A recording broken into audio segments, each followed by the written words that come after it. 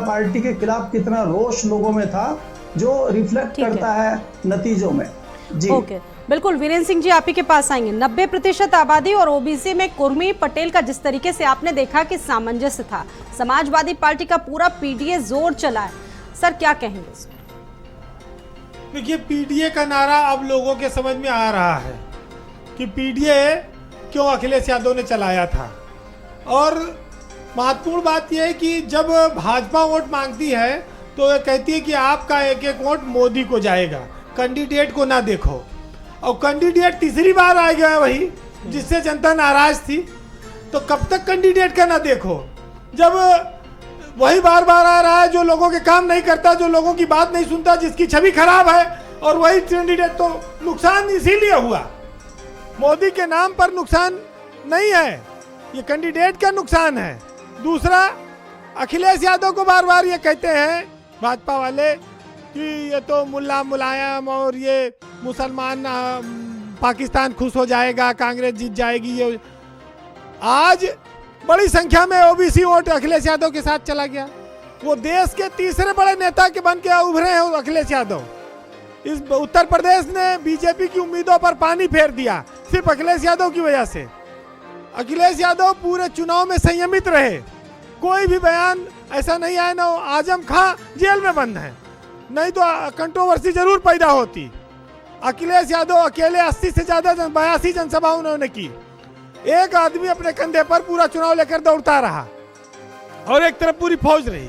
तो ये चीजें दर्शाती हैं कि आप रोज आरोप हिंदू मुसलमान जातिवाद करके कितने दिन तक वोट लेंगे।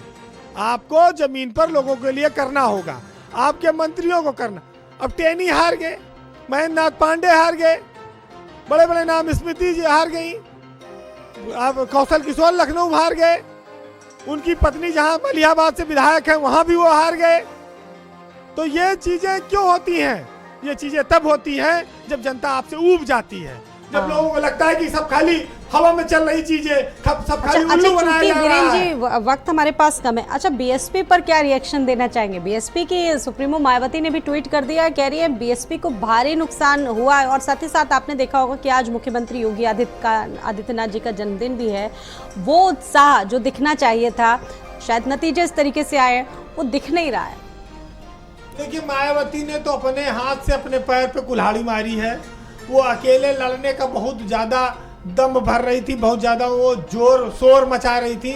अकेले लड़के उन्होंने देख लिया, लेकिन उनके अकेले लड़ने के पीछे क्या कारण थी, क्या मंशा था, क्या डर था, वो लोग समझ गए, उनके वोटर।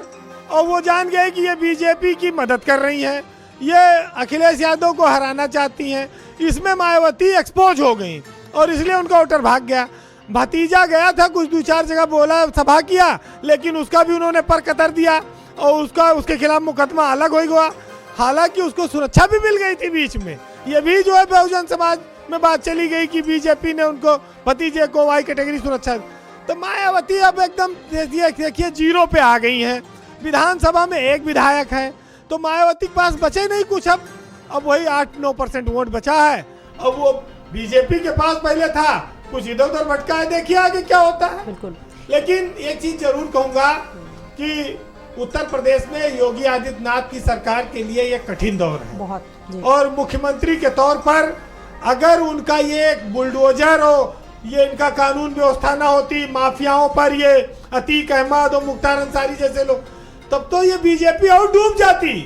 ये इसी तो वोट पाए हैं, थोड़ा बहुत जो मिला है इनको, नहीं तो इनकी और सीटें कम हो जाती। ये तो योगी ने थोड़ा ये अपनी सत्ता की जो कानून व्यवस्था की इमेज बनाकर वोट हासिल कर लिया है, नहीं तो ये राशन पर भाषण चला कर खाली मामला पीछे और गायब हो जाए। जी, केपी मलिक जी, इस पर एक रिएक्शन आपसे जानना जरूर चाहेंगे। अब क्या आपका विश्लेषण, क्योंकि अब इस चर्चा को समापन की तरफ बढ़ाना है। देखिए, मैं वीरेंद्र जी की बात से